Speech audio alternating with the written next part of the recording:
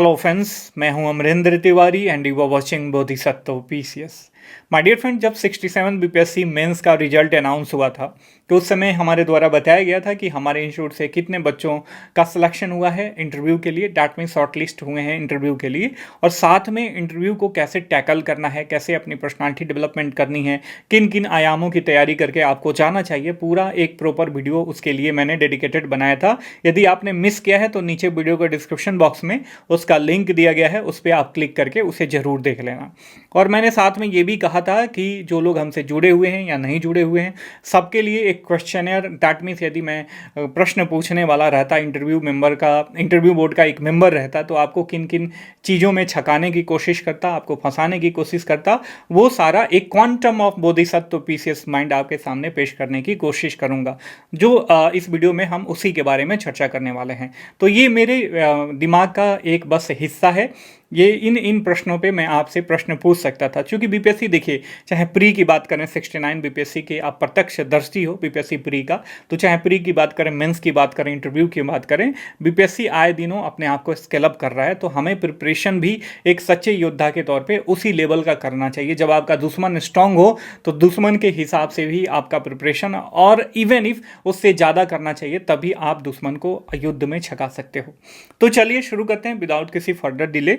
पहला प्रश्न, ये प्रश्न नहीं है, मैं आपको बस ये बताना चाहूँगा कि जो भी आप आंसर देते हो तो बहुत सारे आंसर को वेरीफाई करने को लेके आपको बिहार इकोनॉमिक सर्वे का डेटा और बिहार बजट का डेटा याद रहना चाहिए। जो इंपॉर्टेंट सेक्शन है, जो ऑब्वियस आप प्री के लिए पढ़े होंगे या मेंस के लिए पढ़े होंगे, तो वो तैयार होना चाहिए। और चूंकि लेटेस्ट आपको बिहार इकोनॉमिक सर्वे 2023 और बिहार बजट 2023-24 का आपको याद होना चाहिए। 24 के आंकड़े काफ़ी इंपॉर्टेंट है, क्योंकि आप जो भी आंसर दोगे उसको वेरीफाई करने के लिए इन आंकड़ों को बोर्ड मेंबर्स होंगे उनके सामने आप रख सकते हो। ठीक है, तो एक मेरा ये सजेशन हो गया फार फ्रॉम दैट वीडियो जो कि मैंने पहले अपलोड किया था।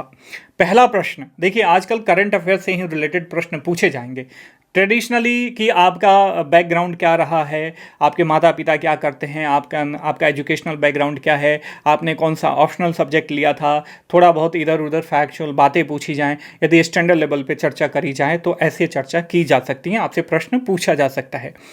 कि हाल ही में आपने सुना होगा कि बिहार में यूसीसी कभी लागू नहीं होगा, ऐसा बिहार सीएम का कहना है। आपको ये नहीं लगता कि एक तरफ सामाजिक न्याय की बात करने वाले सीएम वास्तव में सामाजिक न्याय होने देना ही नहीं चाहते हैं? देखिए, जो यूनिफॉर्म सिविल कोड है उसका मुख्य उद्देश्य क्या है? सामाजिक न्याय में, या बहुत सारे मतलब जो सिविल लॉ हैं उसमें समानता लाना, तो उससे सामाजिक न्याय कहीं ना कहीं स्टैब्लिश होगा। तो ये सब लोग, चाहे लालू प्रसाद यादव जी की बात करें या सीएम नीतीश कुमार जी की बात करें, ये सारे लोग सामाजिक न्याय की बात करके ही सत्ता में आए थे। आपको यहाँ पे सेमी पॉलिटिकल होना पड़ेगा, रेडिकल नहीं होना है। अच्छा, डिप्लोमेट आपको मतलब डिप्लोमेसी वाला रास्ता अपनाना है, बीच वाला, लेकिन सेमी पॉलिटिकल थोड़ा बहुत तो आपको ओरिएंटेशन यहाँ पे दिखाना पड़ेगा, आप बच नहीं सकते हो। इसका मैं उत्तर एग्जैक्ट नहीं बताऊंगा, क्योंकि हर एक व्यक्ति का ये काफ़ी सब्जेक्टिव चीज़ है, हर एक व्यक्ति का पॉइंट ऑफ व्यू डिफरेंट हो सकता है। और बस मैं यहाँ पे राय दूंगा कि आपको रेडिकल नहीं होना है, और डिफरेंट हो सकता है इसका आंसर, मतलब चूंकि सब्जेक्टिव है, आप अपने आंसर में रेडिकल मत होना, सेमी पॉलिटिकल हो सकते हो। थोड़ा बहुत पॉलिटिकल इंक्लाइनेशन सबका होता है, और मेरे हिसाब से जो मेंबर ऑफ बोर्ड होते हैं वो सब इतना समझदार तो होते ही हैं कि कौन बच के निकलना चाहता है और कौन हमसे सही सही जवाब देना चाहता है। ठीक है, तो रेडिकल नहीं होना है। रेडिकलिटी कहीं भी आपके व्यक्तित्व का एक निगेटिव आईना प्रस्तुत करती है, निगेटिव प्रतिबिंब प्रस्तुत करती है, तो ये बात ध्यान में रखना। ठीक है, तो एक प्रश्न ये हो गया, क्योंकि ये करंट अफेयर से जुड़ा हुआ मामला है, काफ़ी विवादित, शोरगुल काफ़ी मचा था, और चुनावी सीजन है, तो ये अभी बहुत बार ये चर्चा में आएगा। अगला प्रश्न है, तीसरा नंबर प्रश्न की बात करें कि बिहार में G20 के तहत L20 की बैठक हुई थी पटना में, आप सबको पता है लेबर 20 की बैठक हुई थी।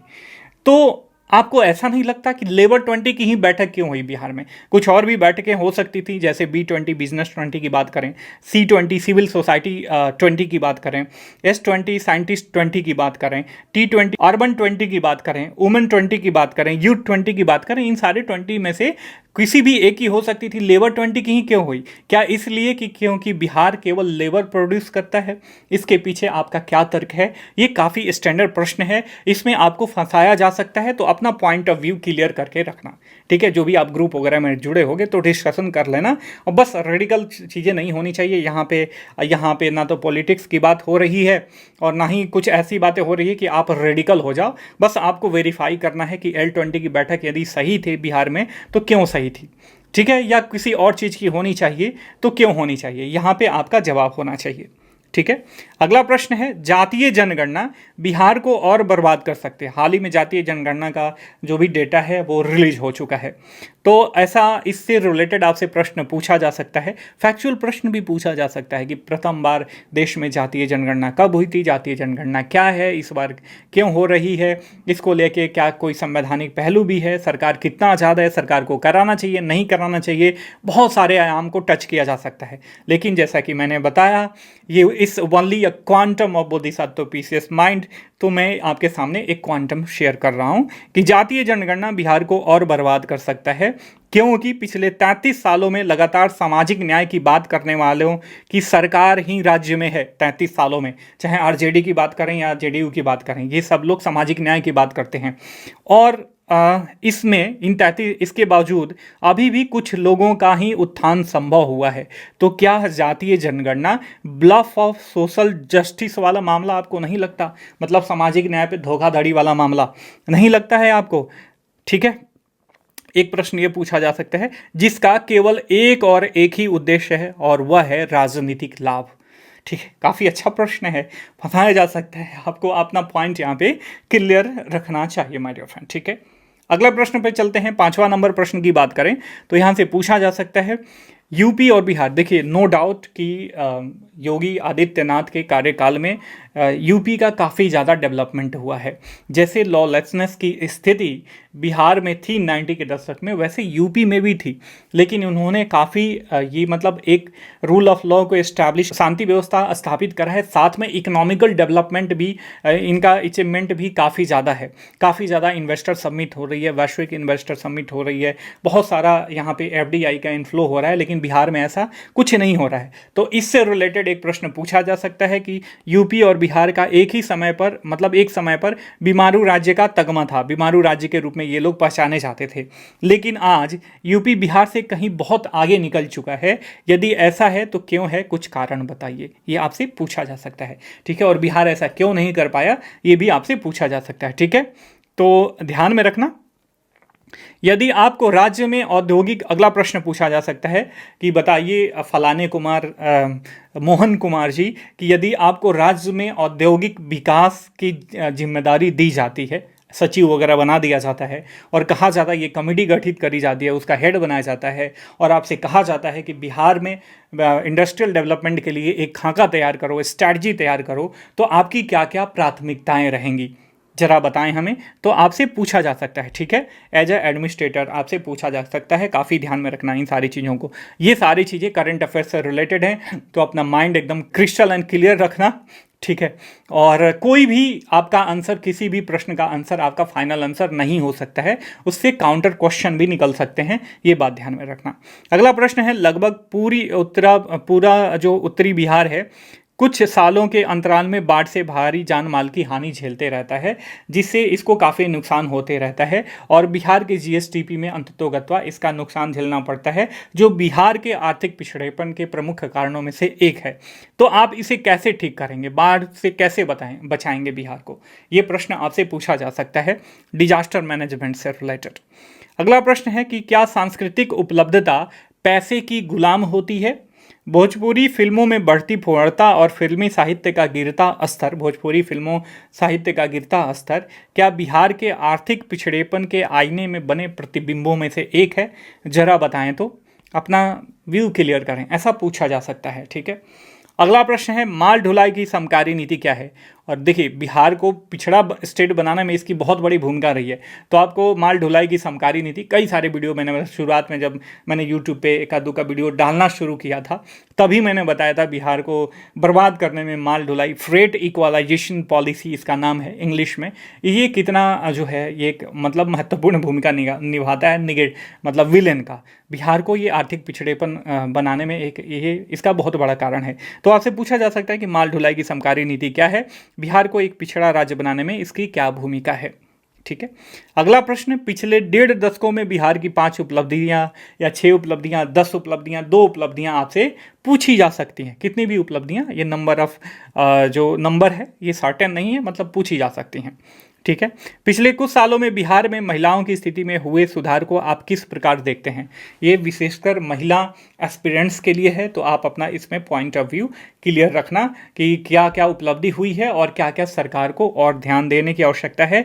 और एज अ एडमिनिस्ट्रेटर यदि हमको जिम्मेदारी मिलती है महिलाओं के विकास के लिए, तो मेरी क्या क्या प्राथमिकताएं रहेंगी, ठीक है। अगला प्रश्न, पिछले कुछ सालों में बिहार में, नहीं ये हो गया। 12वां प्रश्न है, बिहार के आर्थिक पिछड़ेपन का कारण बताइए। नॉर्मल मेंस में भी पूछा जा सकता है, मेंस में भी पूछा जाता है और आपसे भी इंटरव्यू में पूछा जा सकता है। काफ़ी इंपॉर्टेंट प्रश्न है यह।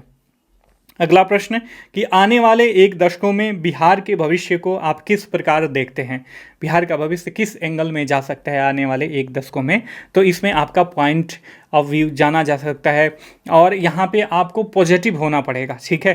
पॉजिटिव सजेशन के साथ पॉजिटिव आप दूरदर्शिता होगी, वो पॉजिटिव होनी चाहिए, न कि निगेटिव होनी चाहिए, ठीक है। अगला और लास्ट प्रश्न है, आपके नज़र में कोई 2 फैक्टर्स बताएं जो बिहार को एक विकसित राज्य बना सकते हैं।